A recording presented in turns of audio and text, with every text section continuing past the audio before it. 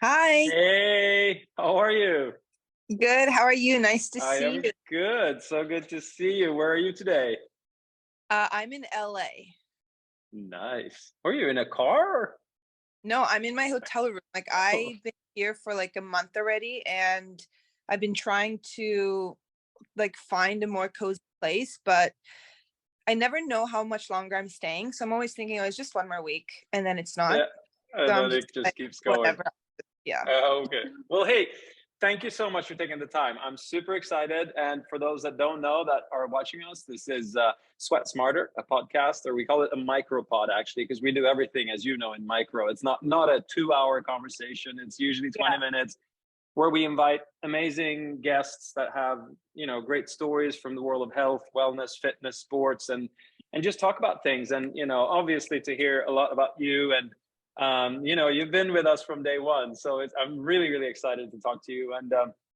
And of course, I don't know if you saw, but I send out an email every Thursday, and today we introed this, and one thing I talked about, which is where I'm going to start the our little chat today, is with Breakpoint, the Netflix series, because we're obsessed with it. Obviously, we love tennis, and we love seeing you in it, and it was so good to see it. But we're also curious, how was it having a crew around you all the time?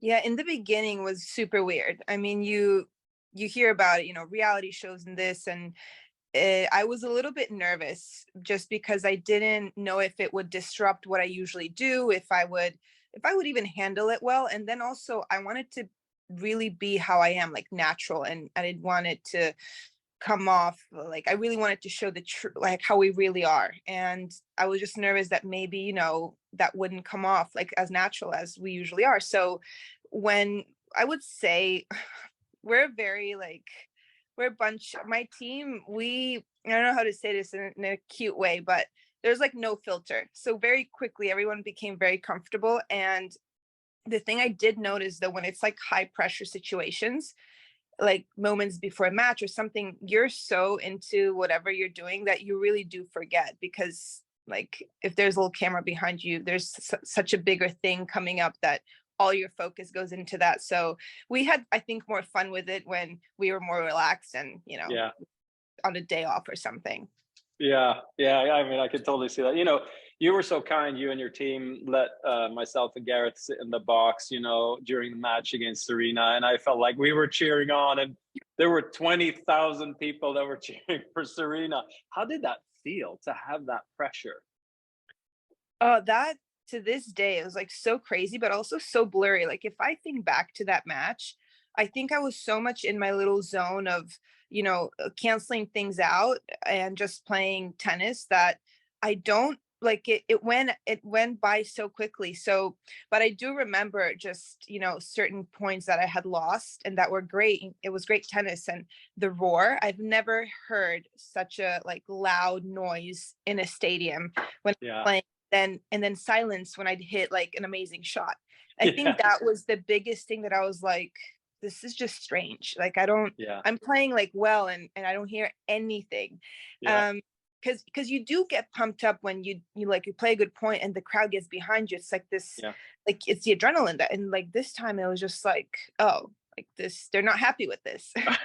And it was amazing being there. We were obviously doing our best, but it was hard to, you're outnumbered by 20,000. But for those that don't know, that was the most viewed tennis match on ESPN, I think, ever, the one that you guys played. So it had huge, huge ratings, and it was a great match and amazing to be there. What you mentioned something about, you're in it and you're in the zone. And I'm so curious, and I think a lot of people that watch are too, is tennis is such a mind game. And there are obviously there's the psychological aspect to any sport is huge, but in particular in singles in tennis, you're out there, and normally you just have the opponent. This time you you had a full stadium out at Flushing Meadows. But how do you, like, the mental game of tennis, how do you uh, remain calm, focused, especially if you've played a bad point?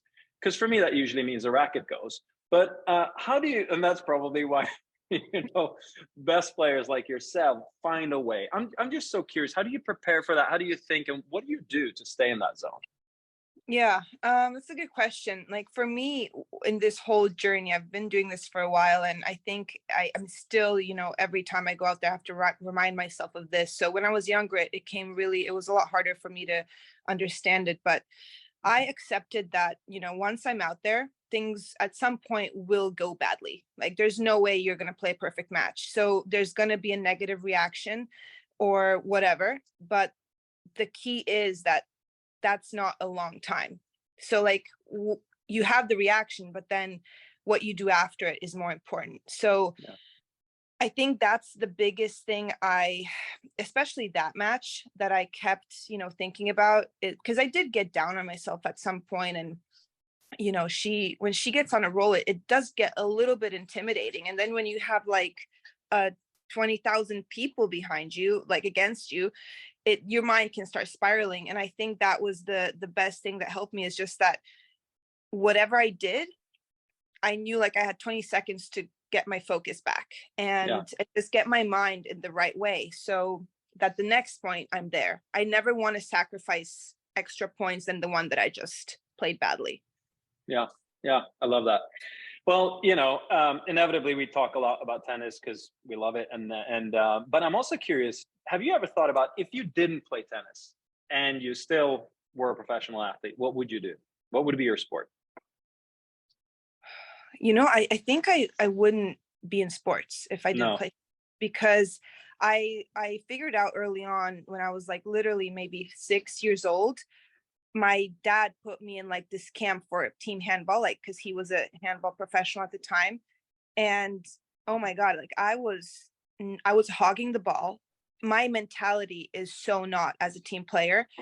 So for me, like and I already kind of, was around tennis a little bit and I fell in love with it so quickly that I was not the kid that was, bouncing around between sports. And then at maybe 10 or 11, I picked one.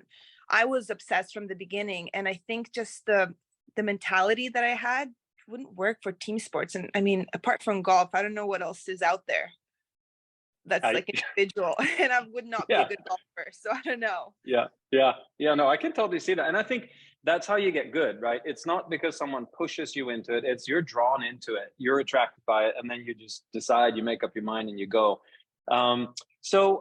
Do you have? I didn't see any of this, but do you have any pre-match rituals that you go through? Like you do the same thing over and over again? Not really. No. The thing I do like to do though, like I like to have enough time after my 30-minute warm up until I go out there to just have time to myself. I don't like being even around my team. Like I like to be alone a lot on match days. I don't talk a lot. And I usually have like my music and I even sometimes like if I have a long delay, let's say a match before me goes longer, I will even like put on a show, like even if it's like 30, not too long, but just to get my mind from like away from tennis because I like to overthink a lot. So I made this thing where I give myself maybe like 45 minutes of like talking with my coach of, who I'm facing, what to take care of, and then just to try to like do everything to get my mind off it until it's really time because I've had times when I really like drained myself out from thinking, first point this, second this, and it's like by the time I got there I was exhausted. Yeah. So I really try. I think I learned a good way just to, yeah, keep myself distracted but still not where I'm like sleeping or something. Got it. So I have to actually. Gareth wants me to ask you this. What do you think of pickleball? Okay, so if we're talking, Sunday barbecue with the fam and you want to do a little hobby, like perfect, go for it, but do not talk about it as a legit sport. Like, I mean, or at least not like don't compare it to tennis or anything like that. I can't get on board that much yet. But yeah, it's just like I struggle to see it more than a little cute hobby. Gotcha, gotcha. Okay. Well, hey, we've talked a lot about tennis. Now I want to talk to you about some of your, we talk about this sweat smarter micropod through the lens of sort of fitness hacks that helps us get stronger. And we've had some really interesting people come on and talk about their little trips, ticks, tips and tricks. And because for you, obviously, being in shape both physically and mentally is a huge component of your game. Do you have something that you would say like this is my little secret hack, whether it is through the lens of nutrition or recovery or training? Other than obviously we'll get to Omorpho later on, but is there anything that you have that you feel like this is something that's unique and special that I've learned along the way? I've learned that less is more because I was a really like I used to train a lot. Like I would put a lot of hours in, and I don't think any of my injuries happen because of that. I'm never gonna think that. I just, I look at my day now and I'm like, whoa, I don't train as much anymore. And it's the fact that I've learned what works best for me. And when you're young, the harder you train, the better you're going to get. And that's a great mentality to teach someone when you're trying to be the best. And I totally support that. But I do also think the older you get in your sport, you have to take the reins more than your coaches. And it's a teamwork, you communicate. But I've learned that, yeah, I just, my gym time with rehab and just like those little annoying things that you do where you're not sweating, your butt off, like that's so crucial for me just to keep my body almost like a well-oiled machine, and yeah, like I don't skip rehab ever, where maybe, if I'm tired, I'll be like, today is not a field day, let's just skip that. But rehab is a must every day. That's really interesting. So for you, it's basically, train less, but with more quality and really focus on recovery is like, is sort of your hack versus trying that you're going to, always train yourself to peak by adding more volume. Cause it was interesting when we were listening to McEnroe's commentary, when you were playing Serena, I said, I've never seen Ajla this fit. So, as the match went on, you kept your, obviously physically you looked really really strong, and it's interesting to hear because you'd think normally that, oh, that's because you just train more, you train smarter, I would guess them. Yeah, but before I would panic if I'm not hitting the ball every day. And now, like, for example, after my season's over, I take, let's say, 2 weeks for myself just to chill. And then my next 2 weeks are just physical, like just running, gym, strength, endurance, like no tennis. So that's like a month of me not really touching the ball. And Mm, Isla at 22 would freak out. Now I'm yeah, just like, I mean, I don't panic because I don't need 2 months before I start the season. I just have that just comfortableness of belief that I don't need to, I've hit so many balls up until now that it is muscle memory a lot more than it was. And that's okay. But yeah, like I definitely do put in the physical work, but it's not always like a full day of everything unless it's off gotcha. season. That's a different thing off season. But yeah, I'm just a lot more mindful of what to do and when, especially now also moving forward. Yeah, that's great. And that's a perfect segue into Omorpho because obviously you've been, wearing our stuff for preseason and as you build yourself up. And so which of the products, what's your favorite and why and how do you use it? Maybe talk about that. Well, this is the thing. I'm a big tennis junkie, so I love just playing tennis. I genuinely do not like working out. So I love wearing my G tank and my biker shorts because that's what I love practicing tennis in. But interestingly enough, when I do field workouts, I go for the crop and the tights. And then we employ like we use the vest when we do like little things because I obviously like I can't do my full 2 hours of running with it, so we use it when it's smart to put it on. But so I pretty much use everything, I guess. That's good. Hey, we love that. And also for anyone watching, Ayla is doing a killer workout with our own Tatiana. It's up in our app. Download the Omorpho app. It's also on YouTube on the Omorpho channel. And I think that was amazing. We shot that in LA, and it was a 20-minute workout, and it was good work. You guys were really sweating. I actually drove by the hotel where we were stayed at and where we shot it. And I told my dad, oh my God, I literally have PTSD from how tough that was. And it was only 20 minutes. Like it wasn't even long. And I did the Fed Cup and my coach, the coach was like, why are you so sore? And I'm like, oh, don't worry. That's good. I mean, it works, gravity training works. So that's super cool. All right. Hey, I'm going to ask you some, we have these rapid fire questions. So, and you just, answer them as best you can. The first one is pickleball or paddle, Paddle. I love paddle. sauna or ice baths. I've never gone to a sauna, so I'm gonna go ice bath. What? Yeah, someone asked me that the other day. You don't use sauna for recovery? I'm like, what? I live in Okay. Florida. Sauna every Uh, day. as a Swede, Swedish Greek, I have to say, try the sauna. But anyway, I love ice baths. So burpees or sprints? Sprints, because I literally did burpees with you guys only. I've never do burpees and I regretted it when we did it with that vest. Oh my god, no. Sprints. Hey, I don't want anyone to be scared. It's not. I mean, Isla is in tip-top shape. It was just you got to try the workout yourselves. Everyone's curious now. So pancakes or crepe or crepe? Oh, I'm gonna go like my mom's homemade crepes, otherwise Oh, pancakes. okay. Nice shout out to mom. Sparkling water or regular water? Sparkling. Go clubbing or go shopping?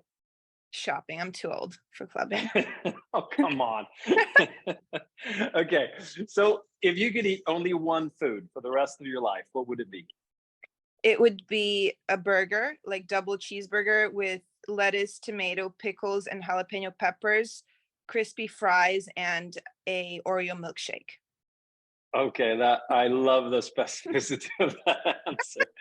Oh, so good. Hey, do you have a favorite podcast other than obviously this one? Other than this one, I listen to Call Her Daddy a lot. And I like the Jay Shetty podcast. Like I like to listen to him when I want to just better myself. Yeah. But when I want to get my gossip in, I go with Call Her Daddy. Yeah, I've listened to that one a few times too. It's really fun. I'm not sure I'm the target for it, but hey, Isla, we're almost up on time here, but I mean, I've just really we've enjoyed working with you from the get go, and love having you as an ambassador. It's so inspiring to see how great it is. What's next for you? Ooh, next. I'd love to know, but no. It's been a very tough year just with this injury because it's been a frustrating one to heal from, surgery, and then just to get back to playing shape is a totally different ball game than just, I've had some people in rehab be like, "Oh, I did that and I was back in 3 months." And I'm like, "Yeah, walking." Yeah, So it's just been, longer than I would have liked, and missing, I mean, Wimbledon's going on right now. It literally, like, we have to turn off the TVs when I come to rehab because it's heartbreaking. But yeah, at the same time, I do see a lot of progress every day. It's just hard to kind of put a time frame on it, but I definitely am shooting for US Open, 100%. yeah. Oh, that's we can't wait to see you out there again, and I can only imagine it must be tough, with everything going on. We're not watching Wimbledon either since you're not there. So, and you've done so well there in the past, so I'm sure that's tough. But you'll be back for it and stronger. And sometimes, some players you see take a break due to injury and come back stronger because there's something, the time off can actually be an interesting reset and recharge because you guys are just constantly. That's what I saw also when we were watching Breakpoint. There's you guys are just on and on and on and traveling and playing, and so sometimes a break could be a good thing. um Yeah. uh, so I love that. So anything else that we need to know that I haven't already asked you? I'm Like career related or either whatever you want. I mean, honestly, like I don't know, since US Open, I uh, there's nothing been going on in my life other than me trying to rehab my knee, and I Yeah, don't like it's crazy. Like, I don't know if other people rehab their injuries like this, like athletes, but all my focus is on this to the point where it's sometimes not healthy. And it's just like you just said, sometimes we need the break, but in my all of my career, this was the worst time for me to have this yeah, break because I was so hungry to yeah. keep going. And my home slam was in January, and just it's for me to process this still. I kind of can't believe it, but like I've been doing a lot of also therapy, like sports Yeah. therapy. Yeah. And my psychologist said one great thing, that there's going to be a moment where you're going to be better in something once this is over. And I really truly believe that, because after every setback I've had in my career, I always like had a piece of me that I wouldn't have if I didn't go through something. And that's the thing that kind of keeps me going, because I know there's gonna come a moment where I'm gonna be like, wow, I don't know if I would have had this in my arsenal, kind of, if certain things didn't happen. So I'm not in the best place now, but I do feel really hopeful about the future. That's awesome. Hey, I have a couple of quick questions for you from our viewers here. The first one is if you have a doubles partner wish list. A doubles partner wish list. Past or present, or Whatever you want it to be. I think probably present, future. um this is the thing with me in doubles. Like, I don't really care for doubles, so I only play like with my friends. So I Yeah. don't care if like someone's number one in the world. To me, is just like, if you're putting pressure on me to win, I don't want to play with you. So at first I need to have good vibes. But one person, like, I would have loved to have a chance to play with Chrissy Everett, just because we're so close now, but I know Yeah. she was a fierce competitor. And to see us like be on the same side of the net, it would have been cool, just also probably to pick her brain as a player. But wait, actually, let me think a little more through this one. You know what? Like, everyone that's playing now hasn't been an idol, so I would say no one at the moment that I would, because like anyone that I want, I probably would have already texted them. um, I love that. but That's no, good. my Maria Sakari is like my girl for doubles, because Yeah. we literally You play guys one are close. year. Yeah, we're very close, and she's one of my closest friends on tour. And yeah, she also loves Amorpha because it means beautiful in Greek too. Yeah, that's what I was just gonna ask you that. So you need to get her some gear. Uh, I know, uh like a big like gym junkie, she would she love. like, yeah, yeah. Let me know. We'll send her. So I've got some other questions here that I'm not gonna ask you because I know how you feel about them, and you can guess what area that's in. Andrews, he started typing a question here, and you answered it. He was actually at Arthur Ashe last year, and he was one of the 200 people cheering for you. So he's excited. I Um, don't. I think you were generous with that number. Yeah, maybe. So one question here from Andy in Portland that asks, do you enjoy when people notice you in public and express their admiration, or is it just is it stressful? Ever since Breakpoint here in Manhattan Beach, where I'm doing my rehab, like, quite a lot of people would see me and come and to talk to me about Breakpoint. And now that I'm not playing, I would be like, oh, thank you. But I feel like I'm not doing what I'm supposed to be doing. So I feel this guilt, because it's like, yeah, that's great. But that, to me, like, my memory is like, that was last year, who even remembers that? So it's nice, but also like strange, because I don't know, if you're not at a tennis tournament, people usually don't recognize me at all. So it's just been interesting how Breakpoint has been having an impact, and it's great for tennis that people are getting into it more. Yeah, I love it. I love it. Well, hey, Ayla, loved having you on. Great chatting with you as always. We're rooting for you. Hope your recovery goes well, goes fast, and then see you out there again, crushing the competition. Thank you so much for taking the time. And thanks for all the great questions for those that tuned in. And we will see you soon again.